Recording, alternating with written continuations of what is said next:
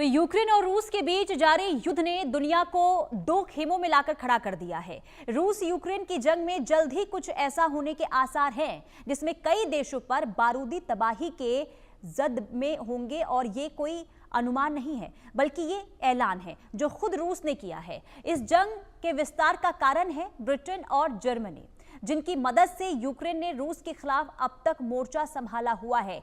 यानी अब रूस के टारगेट पर नाटो देश है, तो वहीं यूक्रेन में रूस के हमलों से अमेरिका के साथ ही यूरोपीय देश भी भड़के हुए हैं। रूस के हमलों पर ईयू ने कड़ा रुख अख्तियार किया है। दरअसल ईयू चीफ ने रूस पर बड़ा हमला करते हुए ये कहा है कि रूस अंतर्राष्ट्रीय कानून को रौंद रहा है और रूस पर दबाव बढ़ाने के लिए कड़े प्रतिबंध लगाए जाएंगे। तो वहीं कीव पर हमले के बाद अमेरिका भी रूस पर प्रतिबंध लगाने की तैयारी में जुटा हुआ है। और चलिए आगे बढ़ते हैं, इसी से जुड़ी बड़ी खबर भी आपको बता दें। यूक्रेन में बड़े हमलों पर यूरोप इस वक्त भड़का हुआ है। रूस के हमलों पर ईयू सख्त है और ईयू चीफ उर्सुला का बड़ा बयान सामने आया है। क्रेमलिन कूटनीतिक का मजाक उड़ा रहा है और अंतर्राष्ट्रीय कानून को रौंद रहा है रूस, ये ईयू की तरफ से बयान सामने आया है। कुल मिलाकर यहाँ पर जिस तरीके से बार बार देखिए ईयू की तरफ से रूस को आर्थिक चोट पहुंचाने की कोशिश बार बार ईयू की तरफ से की जाती है और प्रतिबंध भी लगाया जाता है, लेकिन इसका असर होता हुआ दिखता नहीं है। लेकिन रूस की तरफ से जो यूक्रेन पर हमला किया गया है, इसे लेकर ईयू चीफ की तरफ से ये बयान सामने आया है और ये कहा गया है कि ये कूटनीति का मजाक उड़ा रहा है, यानी कि रूस कूटनीति का मजाक उड़ा रहा है, ये कहा गया है ईयू के चीफ की तरफ से। तो ये बड़ी खबर सामने आ रही है क्योंकि बीते कई दिनों से देख रहे हैं कि रूस की तरफ से बार बार हमले किए जा रहे हैं यूक्रेन पर। हालांकि यूक्रेन भी किसी भी सूरत में पीछे हटने को तैयार नहीं है। यूक्रेन भी बार बार हमला रूस की तरफ से, यानी कि जो पलटवार किया जाता है उसका जवाब भी दिया जाता है। कुल मिलाकर दोनों ही तरफ से वार पलटवार देखने को मिल रहा है, बमबारी खूब हो रही है। तो यूक्रेन में बड़े हमलों पर यूरोप भड़का हुआ है और रूस के हमलों पर ईयू सख्त है। ईयू चीफ उर्सुला का बड़ा बयान सामने आया है और ये कहा गया है कि क्रेमलिन कूटनीतिक का मजाक उड़ा रहा है, अंतर्राष्ट्रीय कानून को रौंद रहा है रूस के खिलाफ यूरोप की बड़ी तैयारी है। यूक्रेन को स्थायी सुरक्षा गारंटी की भी तैयारी है। रूस पर दबाव बढ़ाने के लिए कड़े प्रतिबंध लगाएंगे, ये भी कहा गया है।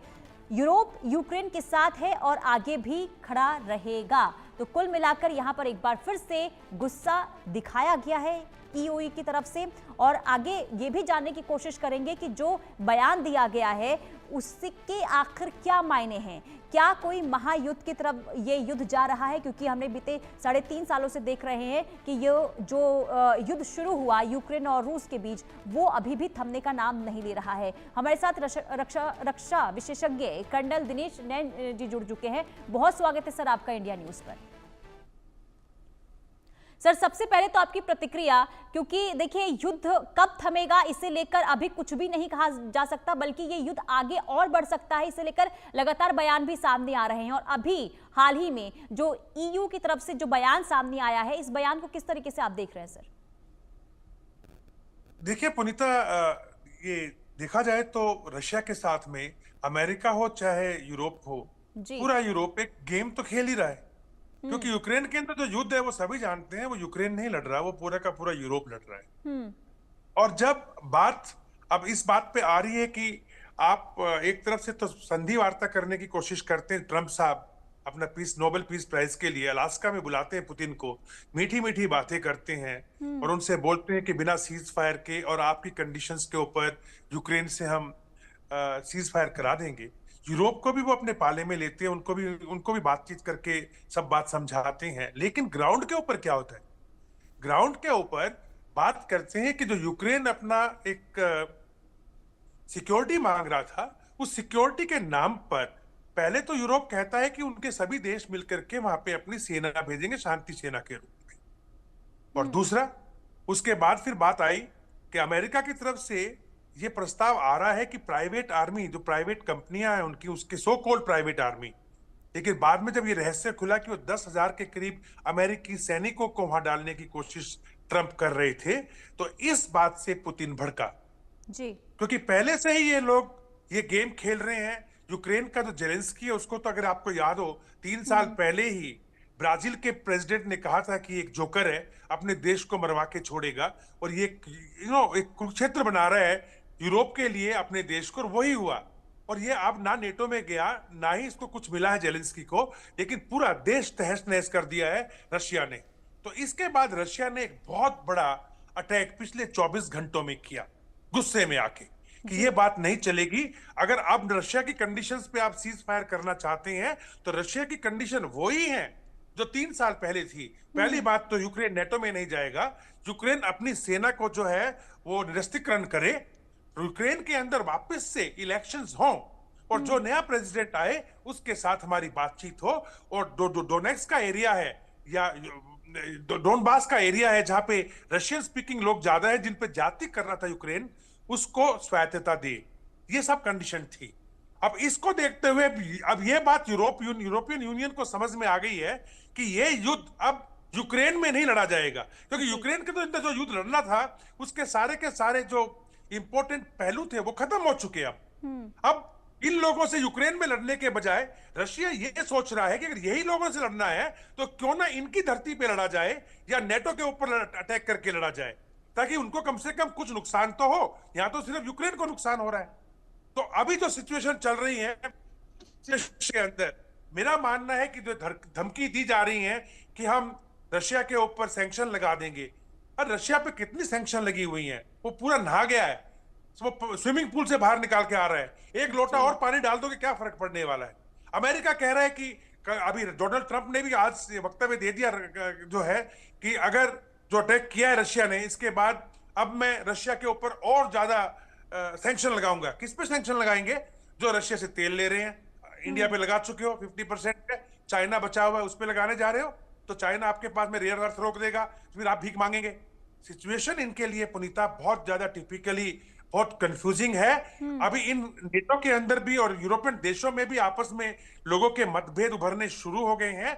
20-22 देश हैं जो उछल रहे हैं, लेकिन ये उछल रहे हैं डोनाल्ड ट्रंप के चक्कर में। और डोनाल्ड ट्रंप का सबको पता है पुनीता कि वो आज रात को क्या बोलें और कल सवेरे क्या बोलें, इसके ऊपर बार बार कोई उनका स्टेटमेंट चेंज होता रहता है। ठीक है सर, आप बने रहिए, बड़ी खबर सामने आ रही है, वो पहले दर्शकों को बता दें। देखिए, रूस यूक्रेन जंग से जुड़ी इस वक्त की बड़ी खबर। पिछले 24 घंटे में यूक्रेन में भारी तबाही देखने को मिली है। यूक्रेन के कई इलाकों में रूस की बमबारी हुई है। रूस के हमले में कई यूक्रेनी सैनिकों की मौत भी हुई है। 3 HIMARS और सिस्टम 210 ड्रोन तबाह कर दिए गए हैं। तो 3 हिमारस और सिस्टम और 210 ड्रोन को पूरी तरीके से तबाह कर दिया गया है। इसके अलावा सैनिकों की भी जान गई है। सर देखिए, बार बार क्योंकि रूस की तरफ से हमले किए जा रहे हैं और ये हमले थम नहीं रहे हैं, हालांकि यूक्रेन की तरफ से भी पलटवार हो रहा है। और बीते 24 घंटे की अगर हम बात करें तो भारी तबाही यूक्रेन के अंदर देखने को मिली है रूस की तरफ से जो हमला किया गया है। ऐसे में ये जो युद्ध है, क्योंकि 3.5 साल से हम यही देख रहे हैं कि दोनों ही तरफ से हमले हो रहे हैं, कोई भी पीछे हटने को तैयार नहीं है। और अब जो मौजूदा स्थिति में हालात बने हुए हैं, EU का साथ आना, ऐसे में तमाम देशों की तरफ से जो प्रतिक्रिया इस युद्ध को लेकर सामने आ रही है, अब क्या आशंका जताई जा रही है? क्या ये युद्ध महायुद्ध की तरफ भी जा सकता है क्या? देखिए पुनीता, एक चीज तो पहले बिल्कुल जो ग्राउंड की रियलिटी है उसको समझना पड़ेगा जी। और ग्राउंड की रियलिटी ये है कि आज की तारीख में रशिया जो है वो पूरे के पूरे डोनबास, लुहांस्क से लेकर के और डोनेट्स्क तक जो क्षेत्र है लगभग जीत चुका है। और अब वो निप्रो के पास जो शहर है वो पहुंच चुका है, जहां पे निपर नदी है उसको क्रॉस कर चुके हैं। निपर नदी के ऊपर जो पूर्व से पश्चिम को जोड़ने वाला क्षेत्र है, जो ब्रिज था मेन, कल रात को उसको भी उड़ा दिया है रशिया ने। और जहां तक सवाल है ब्लैक सी के साथ साउथ में दक्षिण के अंदर, तो आप देखिए वहां पे उन्होंने अपना जो वर्चस्व है वो ना सिर्फ खेरसन या ज़पोरिज़िया, पर अब ओडेसा का जो एकमात्र पोर्ट है इसका ब्लैक सी के साथ में लगता हुआ यूक्रेन का, उसके ऊपर भी कार्रवाई शुरू हो गई है। वहां पे भी जो उनके कमांड सेंटर्स हैं उनके ऊपर रशिया के कमांडोज बैठ चुके हैं। रशिया ब्लैक सी से, नेवी से और बाकी वैसे मिसाइल से ओडेसा के ऊपर लगातार बमबारी कर रहा है और उसको अपने कब्जे में लेके छोड़ेगा। यानी कि आधा के करीब यूक्रेन अब रशिया के पास है। दूसरा पहलू कि सुमी हो या मैं उत्तर की बात कर रहा हूं, जो आपका नॉर्थ का एरिया है, सुमी हो, खार्किव हो या चर्नीहिव हो, ये तीनों के तीनों क्षेत्र जो है, शहर जो है, उस पे कब्जा हो चुका है रशिया का एक तरीके से, और रशिया इन तीनों शहरों से कीव की तरफ बढ़ रहा है जो राजधानी है यूक्रेन की। दूसरा, जो पिछले 24 घंटों में अटैक हुए हैं पुनीता, इसके अंदर जितने भी ड्रोन्स थे लगभग 1000 के करीब, या मिसाइल्स थी, या फिर आप कह लीजिएगा जो इन्होंने अपने रॉकेट छोड़े हैं, ये ना सिर्फ आपके इन शहरों की तरफ से या पूर्व से गए हैं, रशिया की तरफ से गए हैं, पर ये जो है नॉर्थ से भी आए हैं, नॉर्थ की तरफ से भी एंटर किए हैं।